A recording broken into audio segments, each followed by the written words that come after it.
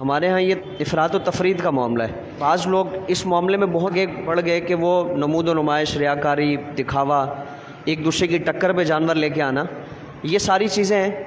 اور بعض لوگ اخلاص کے ساتھ بھی لاتے ہیں تو لوگ ان پہ طعن و تشنیع شروع کر دیتے ہیں۔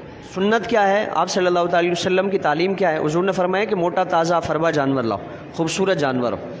سمنوا ضحایاکم فإنھا علی الصراط مطایاکم، یہ حدیث مبارکہ میں فرمایا کہ موٹا تازہ فربا جانور لاؤ کہ یہ کل پل صراط پہ تمہاری سواریوں کے کام آئیں گے۔ تو اگر اخلاص کے ساتھ، سچی نیت کے ساتھ اگر کوئی موٹا تازہ فربا جانور لاتا ہے، جتنا زیادہ اچھا، خوبصورت اور مہنگا جانور لائے گا اتنا زیادہ اس کے لیے ثواب ہے۔ لیکن اگر دل میں چور ہے، ریاکاری ہے، دکھاوا ہے اور نمود و نمائش کے لیے لا رہا ہے، تو یہ اللہ کی بارگاہ میں انتہائی پکڑ کا باعث ہے۔ اس کو شرک اصغر قرار دیا، چھوٹا شرک۔ بڑا شرک کیا ہے کہ آپ کسی بت کے آگے جا کر کوئی سجدہ ریز ہو جائے، اس کو خدا مانے، یہ بڑا شرک ہے۔ اللہ کے ساتھ کسی کو عبادات میں، ذات و صفات میں شریک کر لیا۔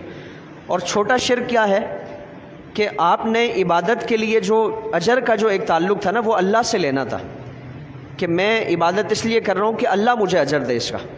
لیکن یہاں کس کو شامل کر لیا کہ اللہ تو اجر دے گا ہی دے گا، یہ لوگ بھی مجھے سراہیں، مجھے تعریف کریں، میری داد و تحسین ہو، تو اللہ کے ساتھ ہم نے لوگوں کو بھی شامل کر لیا، تو یہ چھوٹا اس کو شرک قرار دیا گیا۔ تو اس لیے کوئی اگر ریاکاری کی وجہ سے کرتا ہے تو یقیناً اللہ کی بارگاہ میں اس کا پکڑ کا باعث ہے۔ لیکن اس میں یہ بھی ایک ہمارے لیے اصلاح کا ایک پہلو یہ ہے کہ یہ ریاکاری کا جو تعلق ہوتا ہے یہ دل سے ہوتا ہے۔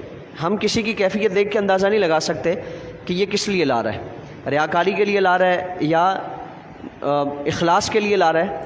اس لیے ہم اگر کسی کو ایسا دیکھتا بھی ہیں تو جب تک ظاہری اس کی علامات ہمارے سامنے نہ آ جائے کہ وہ لوگوں کو بتاتا پھر رہے ہیں، سوشل میڈیا اور دیگر اس طرح کے، خود وہ اپنی تعریف و تحسین اس طرح چاہ رہے ہیں، اگر جب تک ہمارے سامنے اس کی یہ کیفیت ظاہر نہ ہو جائے تو ہم فتویٰ نہ لگائیں۔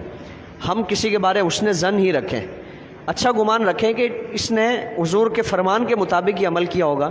تو اس لیے دونوں پہلو سے ہمیں اپنی اصلاح کی ضرورت ہے۔ خدا نخواستہ اگر کوئی ریاکاری کے طور پر کر رہا ہے اس کے لیے بھی اصلاح کی ضرورت ہے۔ اور ہم جو بغیر سوچے سمجھے فتویٰ لگا دیتے ہیں کہ اس نے تو اس کام کے لیے کیا ہوگا، اس کا مقصد یہ ہے، تو اس طور پہ بھی ہمیں اپنی اصلاح کرنی چاہیے اور کسی مومن کے بارے میں ہر ممکن کوشش کی جائے کہ اچھا گمان رکھا جائے، اچھا پہلو نکالیں اور اچھی سوچ اس کے بارے میں قائم کریں۔ خدا نخواستہ اگر وہ ریاکاری کر رہے تو اللہ کی بارگاہ میں پکڑ کا باعث ہے، قربانی تو درکنار، اس کا یہ عمل ہی اللہ رب العالمین کی بارگاہ میں اس کی ذلت و رسوائی کا باعث بنے گا۔